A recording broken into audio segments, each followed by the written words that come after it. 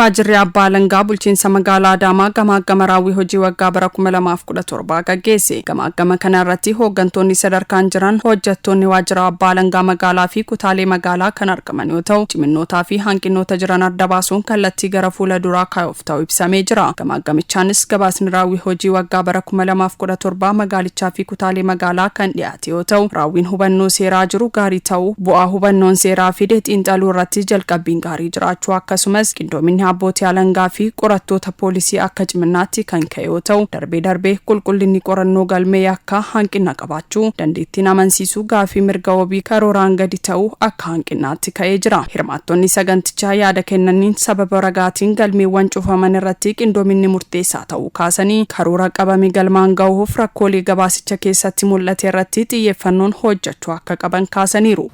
Gabaasni dhiyaate lammanuu haalli raawwii isaan itti raawwatan baay'ee kan nama gammachiisuu fi fooyya'insa guddaa kurmaannan darbirraa fi bara darbirraa illee argisiisaa dhufuu isaati kan hubadhe. Qulqullinni illee hojiin Abbaa Alangaa gama isaatiin hojjete waajjiraalee Abbaa Alangaa kan kutaalee magaalaa lammanii fi kan magaalaa illee waliigalatti raawwii isaanii yoo ilaallu asumarraa irra caalaansa milkaa'uu isaati kan argine.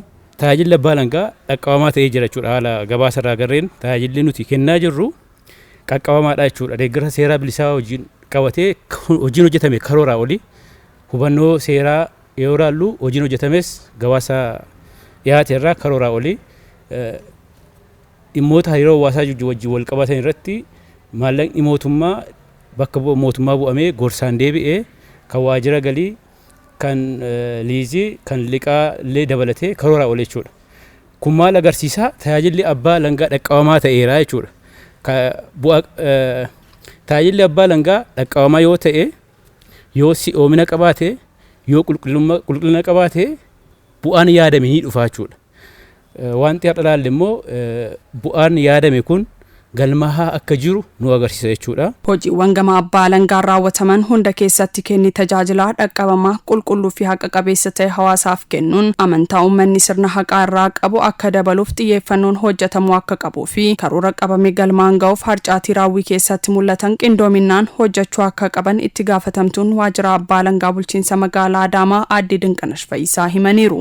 Milkaa'inoota kanas yoo ilaalle immoo bu'aa qindoominaati jechuudha. Darbees immoo harcaatiiwwan immoo ammas jira kan itti fufan.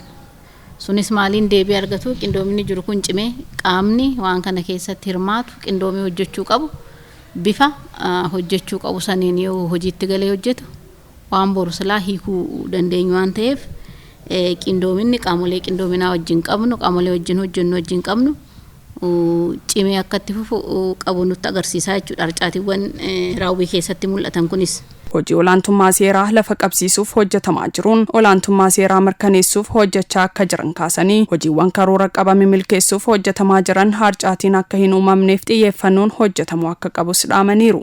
Galteewwan akka dhimmoota harcaatitti kaasne kana galteewwan karoora 2018 goone kan itti deemnuu fi yoo Rabbi nu gargaare bara itti aanu immoo kana caalaa diiteel karoorfannee especially bakka hanqinoonni jiran kanatti sirriitti ilaallee kurmaanuma jalqabaarra waliin qindoomnee hojii kanatti gallee milkaa'ina kana caaluu galmeessisuu dandeenya kan jedhu san kaasumaa fi dhumarrattis waajjiraalee qindoominaa fi Abbaa Alangaa kutaa magaalotaaf hojiilee hojjetaman keessatti kutannoo fi kaka'umsaan tumsa taasisanii fi bu'aa galmeessisaniif sirni beekamtii kennamee jira.